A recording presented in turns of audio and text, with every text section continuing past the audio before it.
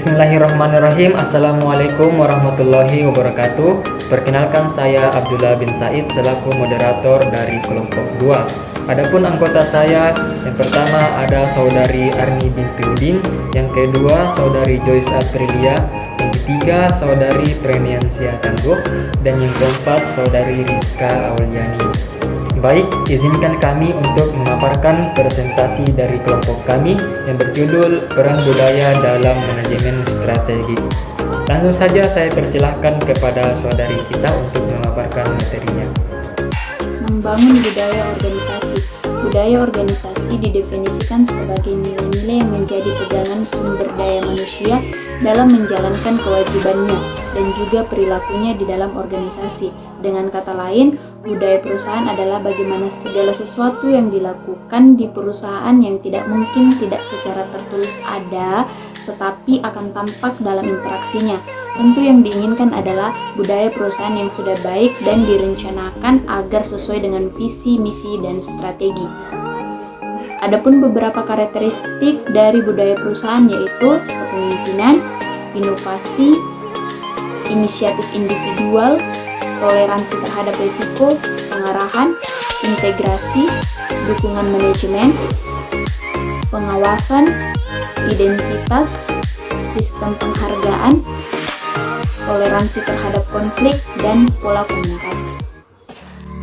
Baik, materi selanjutnya yaitu perubahan budaya organisasi, di mana perubahan budaya organisasi ini memiliki 4 poin. Yang pertama yaitu mengapa budaya organisasi.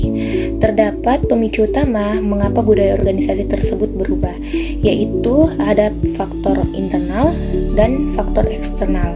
Yang kedua yaitu proses perubahan budaya organisasi, di mana proses perubahan budaya organisasi ini memiliki 3 aspek utama, yaitu yang pertama metodologi khusus, yang kedua rumusan nilai-nilai yang tegas dan jelas, yang ketiga pemahaman mengenai nilai-nilai yang dianut sebelumnya dan nilai-nilai yang dianut yang sekarang. Selanjutnya, hambatan dalam perubahan budaya organisasi, di mana kesalahan penugasan.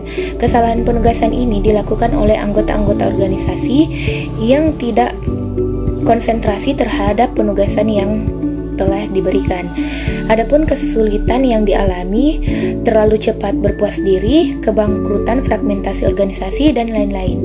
Yang keempat yaitu pemimpin dan perubahan budaya organisasi, di mana pemimpin ini mengambil tindakan segera setelah ditunjuk menjadi pemimpin suatu organisasi.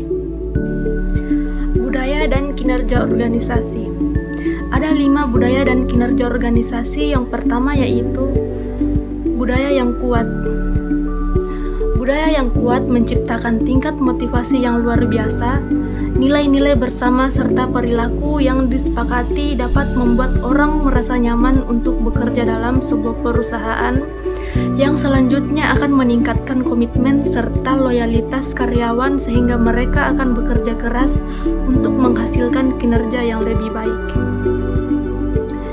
Yang kedua yaitu budaya adaptif. Budaya adaptif berarti hanya budaya yang dapat membantu organisasi mengantisipasi dan beradaptasi terhadap perubahan lingkungan sajalah yang dapat menghasilkan kinerja yang unggul dalam jangka waktu yang lama. Yang ketiga yaitu budaya berkinerja rendah. Kotter dan Hesketh membagi budaya berkinerja rendah ke dalam 3 komponen. Yang pertama yaitu arogansi. Ini dapat muncul seiring dengan kesuksesan demi kesuksesan yang diraih di masa lalu, sehingga mereka tidak lagi mau belajar dan bersikap terbuka terhadap kritik dan ide-ide baru. Yang kedua yaitu sikap para pemimpin dan manajer yang kurang menghargai pelanggan, karyawan, dan pemegang saham. Yang ketiga yaitu resistensi terhadap nilai-nilai seperti kepemimpinan dan perubahan. Ketiga komponen di atas merusak kinerja perusahaan karena tidak akan menolong perusahaan untuk beradaptasi terhadap perubahan. Yang keempat yaitu predator kultur. Perusahaan dengan predator kultur sering mendapat sorotan dari media massa seperti dijadikannya para pemimpin perusahaan sebagai tersangka dan terdakwa dalam skandal rekayasa laporan keuangan, kasus kelalaian dalam memenuhi kewajiban kepada para pekerja, penjualan barang-barang berbahaya disertai informasi yang menyesatkan kepada konsumen, dan juga kesalahan prosedur operasi serta perusakan lingkungan yang merugikan warga sekitar. Yang kelima yaitu perusahaan dengan frozen culture. Perusahaan dengan frozen culture mengalami kelumpuhan akibat stagnansi dan pengingkaran budaya ini tidak menyukai inovasi dan pengambilan risiko. Poin yang keenam yaitu budaya politik organisasi lanjutan. Yang pertama yaitu chaotic culture. Chaotic culture merupakan hasil dari manajemen yang tidak berpengalaman dan tidak komponen. Yang kedua yaitu political culture. Dalam perusahaan dengan political culture, intrik-intrik internal guna mendapatkan pengaruh dan kemajuan karir mendominasi agenda perusahaan. Yang ketiga yaitu bureaucratic culture.